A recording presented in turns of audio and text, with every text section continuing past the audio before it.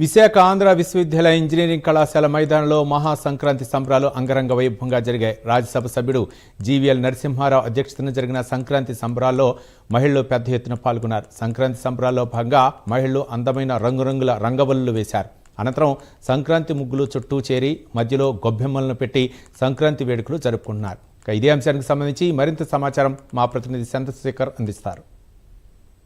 సంక్రాంతి సంబరాలు అంబరాన్ని అంటున్నాయి. Visakha Andhra university engineering కళాశాల మైదానంలో జరిగినటువంటి వేడుకల్లో జీవీఎల్ నేతృత్వంలో జరిగినటువంటి ఏవైతే సంక్రాంతి వేడుకలు ఉన్నాయో సంక్రాంతి వేడుకలకు పెద్ద ఎత్తున కూడా విద్యార్థులంతా కూడా పాల్గొన్నటువంటి పరిస్థితి కనిపిస్తుంది. ప్రధానంగా చూసుకుంటే మనం చూసుకోవచ్చు విశాఖ ఆంధ్ర యూనివర్సిటీకి సంబంధించినటువంటి ఇంజనీరింగ్ కళాశాల మైదానం ఏదైతే ఉందో ఇంజనీరింగ్ కళాశాల మైదానంలో సంక్రాంతి అంటే భోగి సంక్రాంతి కనుమ 3 రోజుల పాటు కూడా జరిగేటటువంటి ఉత్సవాలకు సంబంధించి మహిళలంతా కూడా రంగవల్లుల పోటీలు అయితే నిర్వహించారు. రంగవల్లుల పోటీల్లో పెద్ద ఎత్తున కూడా మహిళలంతా కూడా చాలా ఉత్సాహంగా పాల్గొన్నటువంటి పరిస్థితి అయితే కనిపిస్తుంది. ప్రధానంగా మనం చూసుకుంటే ఈరోజు జరిగినటువంటి ఏదైతే సంక్రాంతికి ముందుగానే జరిగినటువంటి ఉత్సాహ వేడుకలు ఏవైతే ఉన్నాయో ఈ వేడుకలకు సంబంధించి ఇప్పటికే దీనికైతే ముఖ్య అతిథికి కూడా మాజీ ఉపరాష్ట్రపతి వెంకయ్యనాయుడు కూడా హాజరైనటువంటి పరిస్థితి కనిపిస్తుంది. మనతో పాటు కొంతమంది మహిళలు కూడా ఉన్నారు. వీరిని అడిగి తెలుసుకునేటటువంటి ప్రయత్నం చేద్దాం. మేడం గారు చెప్పండి, సంక్రాంతి వేడుకలకు సంబంధించి మీకు ఏం తెలుసు?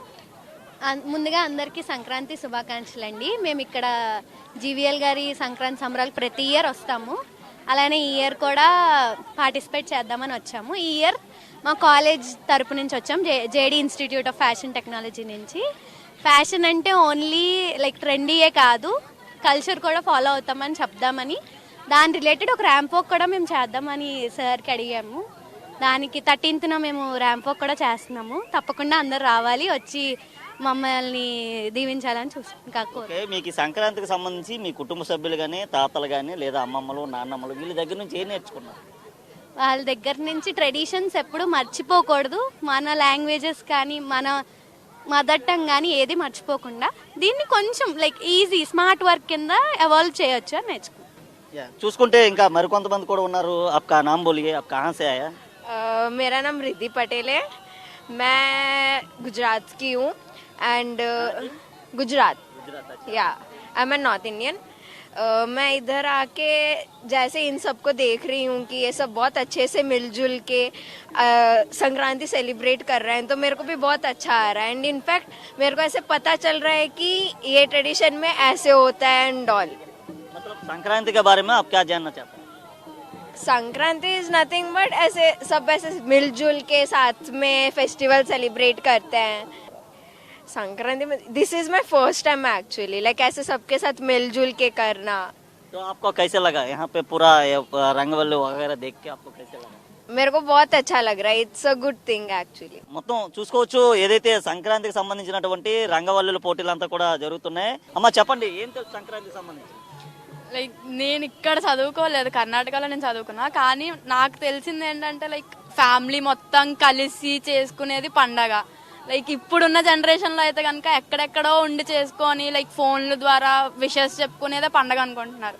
కానీ మేము చూసింది లైక్ అందరం కలిసి పిండి వంటలు ఇవన్నీ చేసుకునేదే సంక్రాంతి పండగ. मेरा नाम पायल जांगीड़ है. मैं राजस्थान से हूँ.